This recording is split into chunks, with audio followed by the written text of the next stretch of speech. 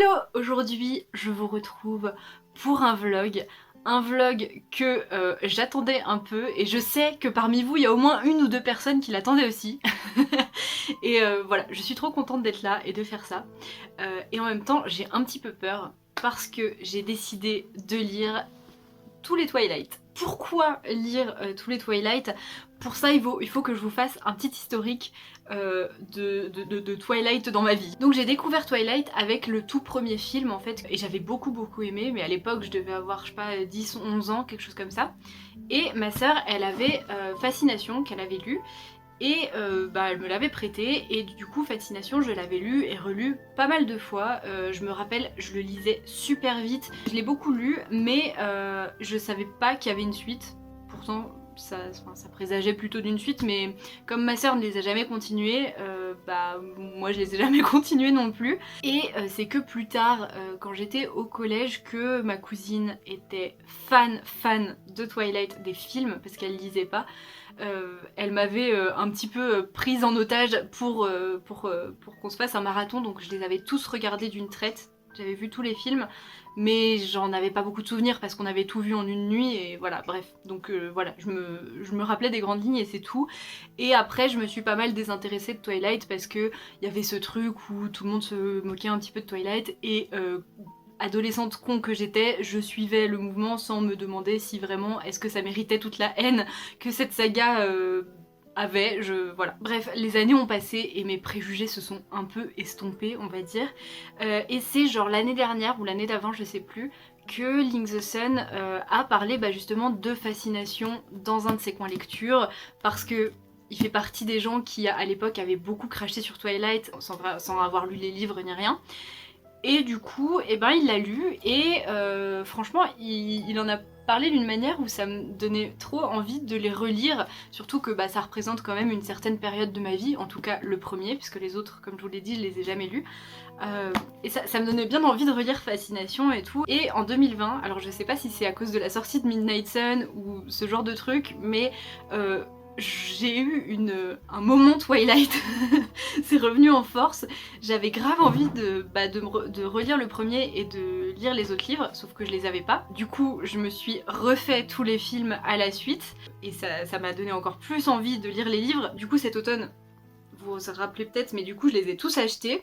Maintenant je les ai, et voilà, et j'avais trop envie de les lire. Je voulais les lire cet automne, mais les choses ont fait que j'ai eu d'autres lectures plus prioritaires, etc. etc. Et ça m'est un petit peu passé, même si j'avais toujours envie de les lire. Et quand je suis allée à Paris chez ma meilleure amie fin février, début mars, on s'est refait tous les films à la suite. Et je m'intéresse de plus en plus à cette série de films, à cette saga, parce que même s'il y a plein de problèmes et que justement dans les films il manque pas mal de choses, je me suis vraiment réconciliée avec les personnages et avec l'histoire et tout. Et en plus, j'avais jamais capté avant que c'était Michael Sheen qui jouait Arrow. Je suis tellement fan de cet homme que voilà, c'est pas possible maintenant, bref. Du coup, voilà, j'ai une nouvelle passion pour Twilight, et voilà, et du coup je voulais relire les livres, et ce vlog est là pour ça. Voilà. Du coup, le programme de ce vlog, ça serait de faire un 4 à la suite. D'enchaîner tous les tomes. Comme je vous ai dit, celui-là, je sais qu'il va être très rapide à lire. Les autres, je ne les ai jamais lus, donc on verra, d'autant plus qu'ils sont beaucoup plus gros. Si jamais, au bout de genre 2 tomes, j'en ai vraiment marre et que j'ai pas envie de continuer, je ferai une pause dans le vlog et je lirai d'autres choses et je reviendrai plus tard. Voilà, je vais pas me mettre de contraintes en mode il faut absolument tous les lire d'un coup, non. C'est le programme, mais si ça se passe pas comme ça, c'est pas grave. Du coup, j'ai trop hâte de me plonger dans cette histoire. Je sais que c'est une saga qui divise beaucoup, mais je m'en fous, voilà. que vous adoriez Twilight ou que vous aimiez pas du tout, chacun a son avis, et justement j'ai vraiment envie de me faire le mien. Je suis de plus en plus attachée aux films, même si encore une fois c'est pas les films incroyables et tout ça, mais il y a un truc quoi, je sais pas. Ça marque aussi pas mal l'époque du début de mon adolescence, et j'ai un peu envie de me replonger là-dedans et de continuer la saga. Bref, je me répète depuis tout à l'heure, donc je vais arrêter de parler et je vais commencer ma lecture. Voilà.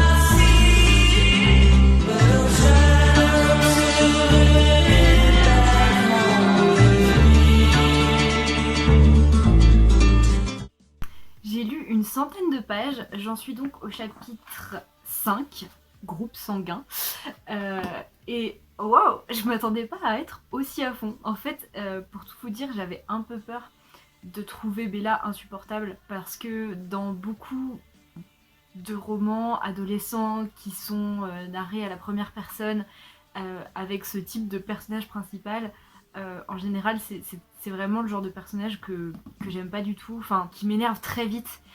Et là, pas du tout, j'avais vraiment peur de la trouver insupportable, mais en fait, elle est super attachante, et même si elle est assez colérique, ce qui est quelque chose avec lequel j'ai du mal, bah là, je comprends vraiment pourquoi elle est colérique, parce que c'est vrai que genre, elle a rencontré Edward, elle a une attirance pour lui qu'elle n'arrive pas du tout à expliquer. Voilà, elle n'arrive pas à mettre des mots sur ce qu'elle ressent pour Edward parce que elle est ultra attirée par lui, mais en même temps il se comporte de manière ultra lunatique. Un moment il est super gentil avec elle et un moment il se comporte un peu comme un connard, on va pas se mentir. Et du coup voilà, elle ressent plein de trucs différents et elle sait jamais où se positionner. Ça me permet de m'attacher vraiment beaucoup à Bella. Et en même temps j'adore Edward et je l'ai toujours adoré, hein. C'est vraiment un personnage que j'aime beaucoup. Et sachant pourquoi il agit de cette façon et analysant un petit peu toutes ses petites réactions et tout ça, il me fait trop rire, je l'adore aussi, alors que vraiment il se comporte pas très bien. Enfin je veux dire, il change tout le temps d'avis et tout, et il fait des petites allusions qu'il est le seul à pouvoir comprendre et il rigole tout seul. Et moi je suis là, hihihi, effectivement, enfin bref. Du coup, j'ai pas du tout envie de le lâcher. Je pense que je vais rester scotchée à ce bouquin pendant un bon moment. J'ai hâte d'avancer plus dans l'histoire et tout. Donc.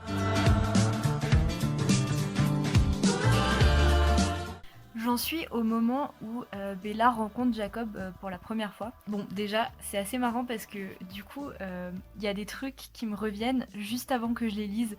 Je sais pas si vous voyez ce que je veux dire. 2 lignes au-dessus, je me dis « Ah oui, c'est vrai, c'est ça qu'il dit après et tout ». Et ça me le fait souvent quand je relis des livres que j'ai déjà lus, mais il y a pas mal d'années, et dont j'avais oublié certains détails, mais complètement, que j'avais complètement effacé de ma mémoire, et qui me reviennent vraiment juste avant qu'ils arrivent. Et je sais pas, j'aime trop cette sensation, c'est pour ça que j'aime bien faire des relectures aussi. Mais ce que je voulais dire surtout, c'est que j'avoue que Bella, elle m'a un peu déçue sur ce coup-là, parce que c'est quelque chose que j'avais complètement oublié, parce que c'est pas dans les films. Mais quand elle rencontre Jacob pour la première fois, elle se dit « il est jeune, je vais lui soutirer des informations » entre guillemets, en essayant de flirter un peu avec lui sans vraiment qu'il s'en rende compte et tout. Et c'est assez décevant. Je cautionne pas ce genre de truc voilà, et de le laisser espérer des trucs alors que en plus y a une vraie connexion qui s'installe entre eux, amicale, et elle-même elle est un peu déçue d'elle-même parce que elle se dit c'est dommage, on pourrait être de super amis et tout, et elle le trouve super sympa et tout, contrairement à la plupart des gens qu'elle fréquente depuis qu'elle est à Forks. Mais elle fait quand même ça, sachant la suite. Je dis pas que c'est totalement de sa faute, que genre oh mon dieu elle l'a dragué une fois, alors après forcément il s'accroche à elle et il la lâche plus. Non, j'aime pas trop Jacob, hein. Je vous le dis. Pour l'instant je l'aime bien parce qu'il est mignon, il est gentil et tout ça, mais bref, tout ça pour dire que voilà, je suis un petit peu déçue d'elle. J'espère juste qu'elle le refait pas après. When the phone booth turns white, that's when I'll come on.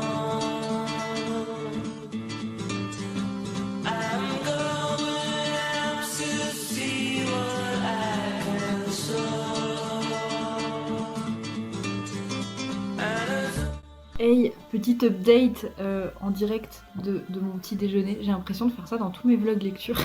J'en suis à la page 309. J'ai bien avancé.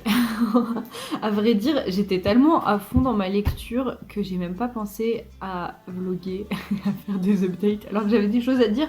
Mais j'étais là, ouais, encore un chapitre, encore un chapitre. Bah en fait, non. Contrairement à d'autres livres que...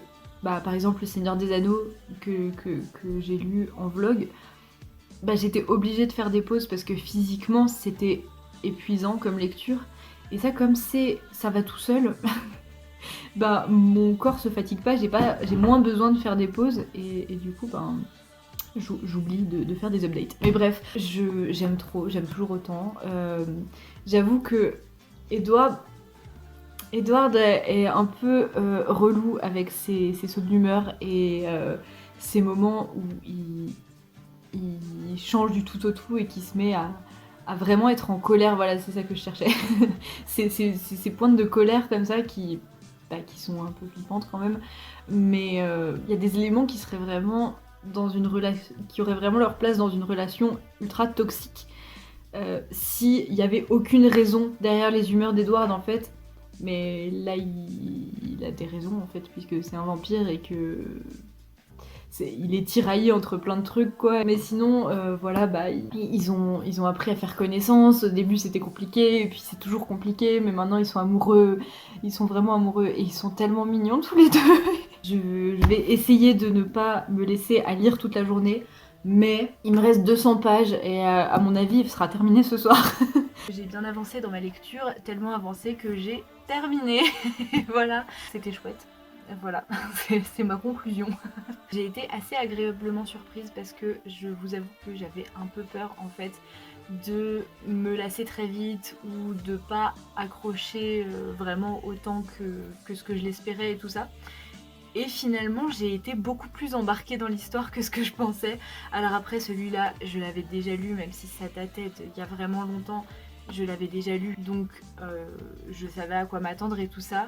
Mais il y a pas mal de trucs qui sont pas dans les films et dont je me rappelais, mais il y a des choses que j'avais complètement effacées de ma mémoire et que j'étais trop contente de retrouver parce que c'est pour ça en fait que j'ai décidé de relire celui-là et de lire les autres livres.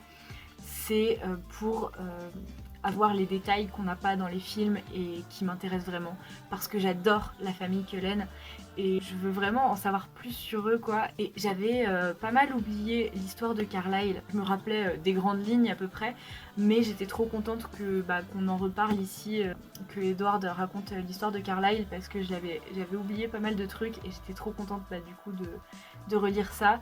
Et surtout j'avais complètement effacé de ma mémoire l'histoire d'Alice. Et Alice c'est ma préf, hein, je suis amoureuse d'elle, je l'aime trop. Et j'étais trop contente d'avoir enfin les détails que j'avais complètement oubliés sur son histoire à elle, que j'adore. L'histoire d'Esmé aussi, je l'avais complètement zappée, enfin bref. Et c'est vraiment ça que j'attends aussi de ma lecture des autres tomes, c'est d'avoir des détails et des explications qu'on n'a pas dans les films. Et voilà, du coup j'ai quand même assez hâte de découvrir la suite. Tout ça pour dire que je l'ai terminé et que je vais du coup pouvoir enchaîner avec Tentation, qui est un petit peu plus gros, mais quand même pas aussi gros que le tome 3 et 4. On arrive dans les tomes que j'ai encore jamais lus et je connais que les films à partir de là. Donc j'ai trop hâte de découvrir des choses que je connais pas. J'espère que je vais découvrir des choses que je connais pas. Je sais pas si je vais le commencer ce soir ou demain. En tout cas, ce qui est sûr, c'est que maintenant, je vais me refaire le premier film. Je pense que je vais faire ça à chaque tome. C'est déjà quelque chose que je fais quand je relis les Harry Potter. C'est aussi ce que j'avais fait quand j'avais lu Le Seigneur des Anneaux. À chaque fois, regarder le film après avoir lu un tome. J'ai bien envie de continuer ce petit rituel avec les Twilight, de me faire le film après chaque tome. C'est quelque chose que j'aime bien faire quand je lis des livres. Et c'est aussi un peu pour ça que du coup, dans la plupart des sagas qui ont été adaptées, j'ai tendance à mélanger complètement ce qui se passe dans les livres et ce qui se passe dans les films ou dans les séries. En général, dans mon cerveau, ça se mélange très vite parce que j'enchaîne les deux, donc forcément, voilà. Mais j'ai bien envie de faire ça. Donc voilà, ce soir, ça va être film et après, soit j'enchaîne avec ça, soit je le dirai demain. On verra bien. Je viens de regarder le film et j'ai quand même 2-3 trucs à dire. Je le connais le film, je l'ai déjà regardé vraiment pas mal de fois, mais je crois que c'est le fait de l'avoir enchaîné juste après avoir lu le bouquin. J'ai pas pu rester sérieuse pendant les 3 quarts du film, tellement c'était ridicule à quel point ça allait vite entre Bella et Edward, et même, enfin, à quel point beaucoup de choses allaient vite.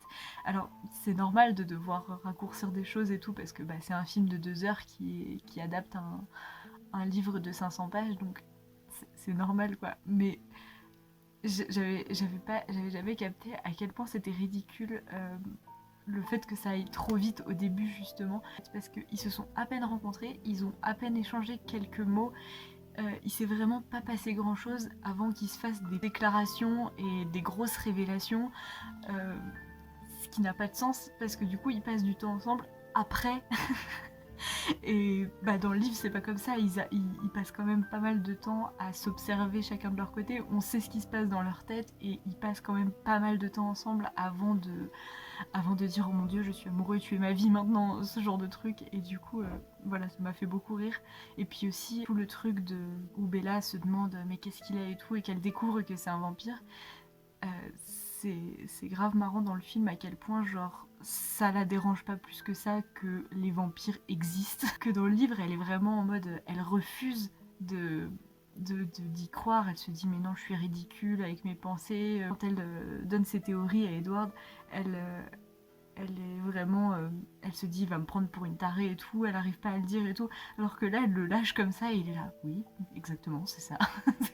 Du coup bref, ça m'a beaucoup fait rire. J'avais zappé aussi que dans le film on parlait quasiment pas de Jasper. Dans le bouquin bah, il parle pas beaucoup, mais il est super important et il intervient beaucoup plus, et surtout son pouvoir est super important et là il est jamais mentionné. Je sais le pouvoir de Jasper il est mentionné plus tard dans les films, mais et encore on passe vite fait dessus, ils disent juste ouais il contrôle les émotions, t'en sais pas plus. Alors que là déjà dans le premier bouquin on sait comment ça marche et on sait quel effet ça a sur les gens et tout ça, et j'aime bien Jasper aussi, donc voilà, c'est vrai que c'est un truc qui manque un peu. Après encore une fois c'est normal qu'il manque plein de trucs dans le film, et je le savais en plus qu'il manquait plein de trucs dans le film, mais en relisant le livre, j'avais oublié du coup à quel point le film était vide à ce niveau-là, mais bref. Mais je suis contente de l'avoir revu, c'était cool, et voilà. À demain. When the phone booth turns white, that's when I'll come on.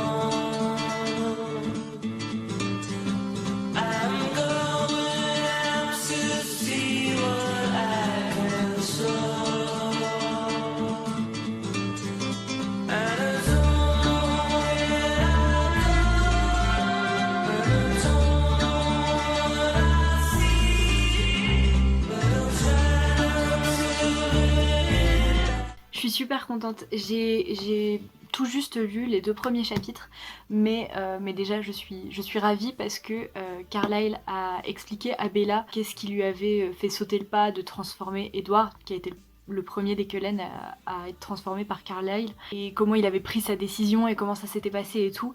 Et ça c'est une info que j'avais pas dans les films, et c'est exactement pour ce genre d'infos que je voulais lire les Twilight, d'autant plus que j'adore Carlyle, alors à chaque fois qu'il y a des moments avec lui, j'aime trop.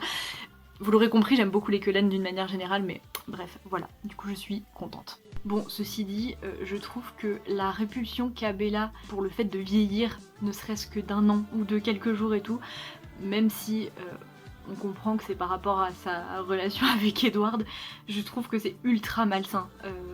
La manière dont elle est révulsée par son anniversaire et par le fait de vieillir, enfin bref, voilà, je trouve ça ultra malsain. Elle a tout juste 18 ans et c'est vraiment, vraiment bizarre.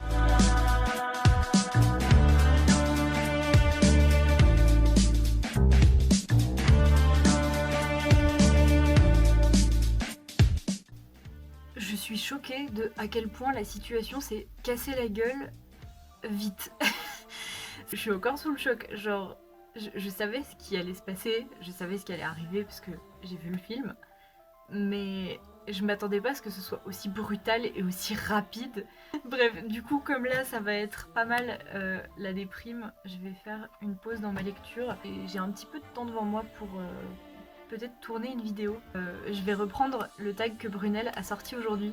Elle va peut-être me prendre pour une folle de faire son tag si vite après qu'elle l'ait sorti. Mais, mais voilà, j'avais déjà trop envie de le faire. Bah, comme j'ai noté les questions tout à l'heure, je vais peut-être mettre à profit le temps que j'ai tranquille pendant qu'il n'y a personne à la maison pour tourner ma vidéo. Bref, voilà.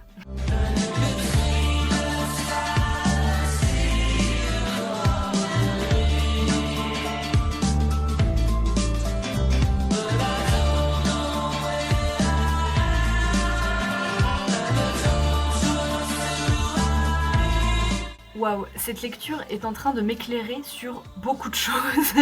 Parce que c'est vrai que, et c'était aussi le cas dans le tome 1, Twilight, c'est surtout ce qui se passe à l'intérieur de Bella, c'est surtout ses réflexions et tout ce qu'elle ressent et tout. Et forcément, bah, dans un film, c'est plus compliqué à décrire. Du coup, on voit que ses actions dans les films. Et là, on voit ses réflexions et ce qui la pousse en fait à agir comme elle le fait. Et c'est beaucoup plus détaillé et c'est beaucoup plus logique en fait, et je la comprends beaucoup plus. Alors après, c'est vrai que tout le moment où elle était vraiment en grosse déprime, c'était pas simple à lire parce que ça m'a renvoyé à des trucs que j'ai vécu aussi, et bon voilà, c'était pas simple, mais là ça commence à aller de mieux en mieux, même si elle déraille toujours, on va dire. Mais voilà, je trouve ça vraiment cool de pouvoir avoir une explication derrière tout ça, parce que c'est vrai qu'elle fait des choses qui n'ont pas grand sens. Et là je comprends beaucoup mieux. Il y a un truc qui m'embête par contre, c'est qu'elles mettent pas les points sur les i avec Jacob. Il y a une vraie amitié entre deux qui est en train de naître et de grandir, et avec lui elle se sent bien et tout ça, et elle arrive à de nouveau à faire des choses, à vivre à peu près normalement, et c'est vraiment, ça pourrait être vraiment une super amitié, sauf qu'elle le sait depuis le début qu'il est intéressé plus que ça et qu'il a plus ou moins des sentiments pour elle, et elle le sait et elle y pense et elle y réfléchit, mais elle lui dit pas clairement en fait que elle veut pas. Elle lance des messages vite fait, mais vraiment ça se passe beaucoup plus dans sa tête qu'en vrai.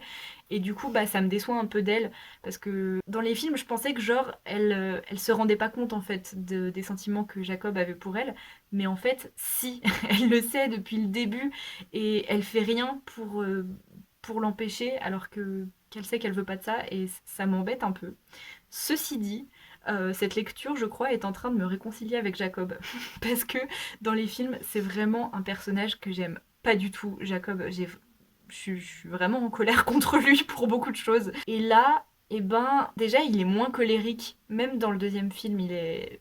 Voilà, il a une personnalité qui m'embête un peu et qui me met mal à l'aise. Et là, je le trouve déjà moins colérique. Et en plus, on apprend beaucoup mieux à le connaître, et le voir agir et tout ça, je sais pas. Je suis en train de un peu plus m'attacher à lui. Je suis contente en fait. J'espère que ce livre va me réconcilier avec Jacob, parce que vraiment dans les films c'est un personnage qui m'embête beaucoup. Voilà, pour l'instant je prends toujours autant de plaisir à lire Twilight. Même si, bon, je sais que du coup dans ce tome-là on va pas beaucoup voir les Cullen, alors que je les adore. Et en plus, bah, j'en veux pas mal à Edward d'être parti et d'avoir pris cette décision comme ça, et d'avoir laissé tomber Bella, et surtout d'être parti, d'avoir prétendu euh, s'effacer complètement de sa vie, mais de lui avoir quand même demandé de tenir une promesse envers lui, ce qui fait que bah, du coup c'est encore pire pour elle. Je lui en veux pas mal d'avoir agi comme ça, et bah, ça fait que je comprends beaucoup plus aussi les actions de Bella par rapport à tout ça. J'en suis là pour l'instant. J'en suis à la page 353 sur 570. Et je commence à trouver ça long. Déjà, les Cullen me manquent. Ça fait trop longtemps qu'on les a pas vus, et on se concentre beaucoup sur les loups-garous du coup, mais ils me manquent vraiment, et j'ai trop hâte qu'ils reviennent, parce que là, j'en peux plus. Après, j'en ai pas spécialement marre de Bella. Je m'attache plus à elle et je comprends beaucoup mieux ses choix, ses actions, je comprends beaucoup mieux qu'est-ce qui la lie à Jacob en fait, et pourquoi elle tient tant à cette relation et pourquoi elle en a besoin. Mais j'espérais un peu que ce livre en fait me réconcilie avec Jacob, ce qui a été le cas au début. Parce que dans les films, je le trouve vraiment insupportable, je l'aime pas du tout. Mais là, au début de leur amitié et pendant pas mal de temps, je le trouvais vraiment très chouette. Mais le truc, c'est qu'il a commencé à devenir de plus en plus forceur au niveau de ce qu'il ressent pour Bella. Alors, il a le droit de ressentir ce qu'il ressent, hein, ça se contrôle pas et j'ai rien contre ça. Mais plus ça va et plus il se comporte comme si Bella était sa meuf. Ce n'est pas le cas, elle lui a déjà dit plusieurs fois qu'elle l'aimait pas comme ça et que ça se passerait pas comme ça. Mais il continue à forcer et ça m'énerve et ça arrive à des situations qui me mettent extrêmement mal à l'aise. Et j'ai l'impression que tout est prétexte en fait pour lui de se rapprocher de Bella physiquement. Des fois il est censé la rassurer et en fait dans ses gestes et dans ce qu'il dit, j'ai juste l'impression que genre il profite du moment pour la serrer contre elle ou pour l'appeler Bella chérie, ce genre de truc et c'est ultra bizarre, ça me met très mal à l'aise, j'aime pas ça du tout. Je pensais aussi que ce livre allait peut-être me réconcilier avec les loups-garous. Je me suis dit que peut-être j'en apprendrais plus sur eux et que du coup je les comprendrais un peu mieux parce que les loups-garous dans Twilight, je les aime pas du tout, j'arrive pas à les comprendre ni rien. Et en fait, ça m'a pas du tout réconcilié avec eux. Ils m'énervent de plus en plus, ils me mettent très mal à l'aise, les loups-garous en fait. Ce truc de la meute qui est ultra... ça fait presque armé, ils se ressemblent tous, ils sont tous... ils se doivent d'être loyaux et fidèles, mais c'est même pas... C'est de la loyauté qui est sous une emprise en fait, qui les force à rester loyaux et fidèles les uns envers les autres. Alors que pour moi la fidélité c'est pas quelque chose qui doit être forcé et qui doit être sous une emprise en fait, c'est quelque chose qui doit être naturel et ça aurait été beaucoup plus sain en fait si ça avait été comme ça, mais là c'est vraiment, ouais, il y a ce côté armé, c'est ultra malsain et j'aime vraiment pas ça.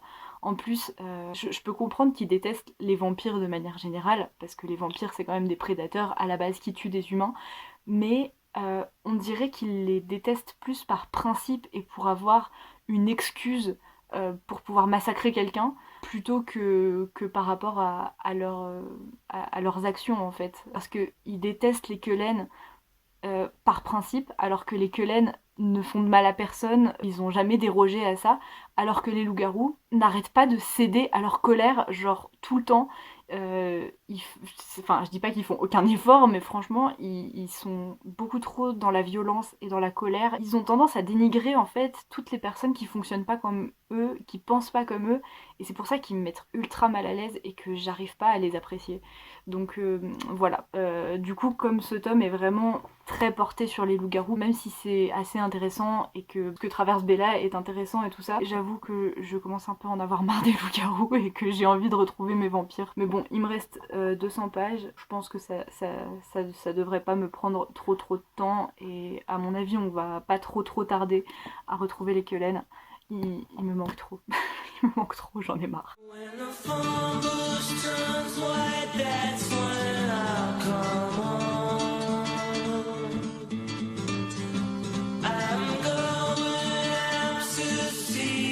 Ma chère Alice est enfin là. Elle m'avait tellement manqué. Jacob m'énerve. Cette fois-ci, c'est officiel. Il m'énerve vraiment. Il dépasse les bornes, il blesse Bella, après il s'excuse, après il recommence. On dirait qu'il en a rien à faire et ça me saoule. Je le supporte plus. Là, il a fait la pire des conneries en disant à Edward que Charlie prépare un enterrement. Voilà. On sait tous comment ça va finir cette histoire et j'en ai marre de lui pardonner à chaque fois. J'en ai marre que Bella lui pardonne aussi à chaque fois, même si je comprends pourquoi elle est attachée à lui, mais il me gonfle, j'en peux plus.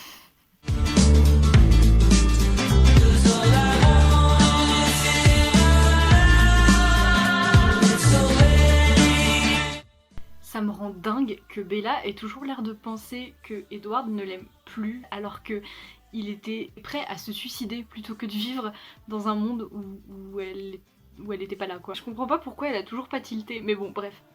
Peu importe, là actuellement je suis chez les Volturi et je suis à fond dans ce qui se passe mais j'arrive pas à garder mon sérieux parce que dès que Harrow prend la parole je peux pas m'empêcher de penser à Michael Sheen.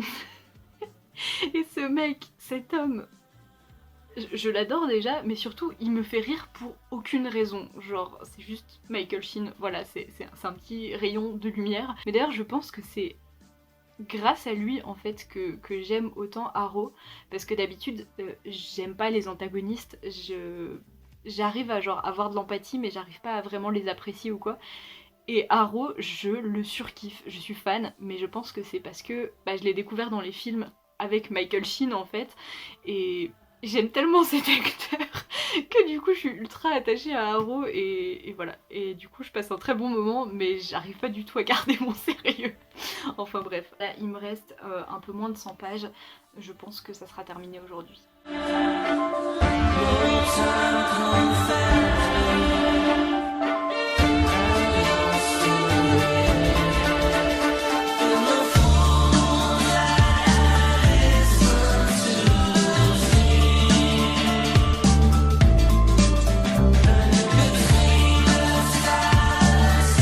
Et c'est terminé. Du coup, j'en ai profité pour enchaîner avec le film. Ça m'a permis de comparer un petit peu tout ça. Bref. Du coup, conclusion de ce deuxième tome. J'ai bien aimé. Dans l'ensemble, j'ai vraiment bien aimé en apprendre plus sur l'univers de manière générale, en apprendre plus sur les loups-garous, même si ils me terrifient, plus j'en apprends sur eux et moins je les aime. Je pense qu'on va me dire oui mais c'est pas de leur faute, c'est dans leur gène et ils sont comme ça à cause des vampires. Certes, mais c'est pas pour autant que je les aime. Certes, ils ont pas le choix et certes, c'est plus ou moins à cause des vampires qui sont comme ça. Mais c'est quand même, c'est des créatures de colère et de haine en fait. Et c'est ça que je trouve ultra malsain. Après, certes, c'est pas de leur faute, mais je les trouve quand même malsains. Bref, mais j'ai quand même bien aimé en apprendre plus sur les loups-garous. M'attarder plus sur certains détails qui sont en fait dans le film mais que j'avais jamais capté, soit parce que je suis super inattentive, soit parce que un film ça va plus vite donc il y a des choses qui sont dites comme ça mais on les capte pas. J'ai beaucoup aimé aussi découvrir un petit peu mieux les Volturi et tout ça. C'était vraiment très chouette. Ceci dit, j'ai trouvé quelques longueurs, ce qui présage rien de bon pour la suite parce que les tomes suivants sont de plus en plus gros. Mais il y a eu un moment où j'ai quand même commencé à trouver ça long. Pour moi, il n'y avait pas vraiment de choses en trop. Seulement, j'ai trouvé que les choses prenaient trop de temps. On s'attardait trop sur certaines choses. Je me suis pas ennuyée, mais j'avais hâte en fait de passer à une autre étape du livre. Je suis toujours contente de lire les livres parce que comme je vous l'ai dit, ça m'éclaire de pas mal de choses par rapport au film. J'en avais déjà parlé mais je vais me répéter. Ce qui manque cruellement dans les films en fait, c'est tout le dialogue intérieur de Bella, toutes les pensées de Bella et tout ce qu'elle ressent, ce qui est quelque chose qu'on peut pas vraiment montrer je pense dans les films et en fait c'est le plus important.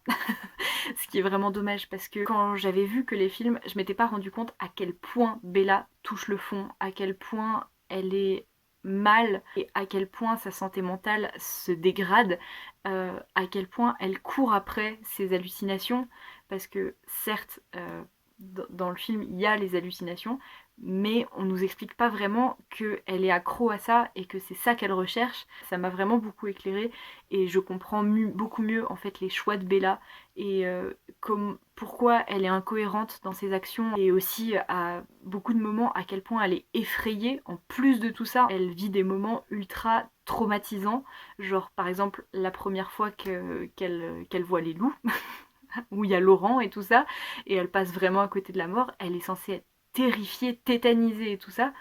Et dans le film, pas du tout. Pareil, quand ils sont chez les Volturi, elle est censée être vraiment terrifiée par rien que par le bâtiment déjà, mais aussi par tout ce qui se passe. Elle est vraiment vraiment terrifiée et je trouve que dans le film ça se ressent pas du tout.